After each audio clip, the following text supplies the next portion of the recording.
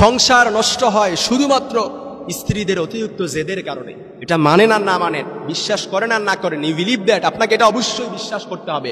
অনেক স্ত্রী আছে স্বামীর সাথে অতিরিক্ত জেদ দেখায়, অনেক স্ত্রী আছে স্বামীর অসুক্রিয়া আদায় করে, অনেক স্ত্রী আছে স্বামীর সাথে তর্কে লিপ্ত হয়। মনে রাখবেন, ইবলিস শয়তান সব সময় আপনাকে ফুসলায় যে স্বামী স্ত্রীর দ্বন্দ্ব লাগানোর জন্য, স্বামী স্ত্রীর দ্বন্দ্বটা এটাকে একেবারে বাড়াতে বাড়াতে বিচ্ছেদ পর্যন্ত নিয়ে যেতে। কিন্তু আল্লাহ তাআলা চায় যে স্বামী স্ত্রীর সম্পর্ক অটুট থাকুক, স্বামী স্ত্রীর বন্ধনটা এটা মজবুত থাকুক, এটা আল্লাহ তাআলা চায়। এই জন্য আমার অনেক মা বোনেরা সে অনেক সময় না বুঝে স্বামীর সাথে জেদ দেখায়। সে স্বামী যে হুকুমগুলো করে সেটা মানতেই যায় না। সে বলে আমি তালুকদার বংশের লোক, আমি মজুমদার বংশের মেয়ে, আমি ভুইয়া বংশের মেয়ে, আমার উপর কর্তৃত্ব খাটাবে। এটা তো মেনে নেওয়া যায় না।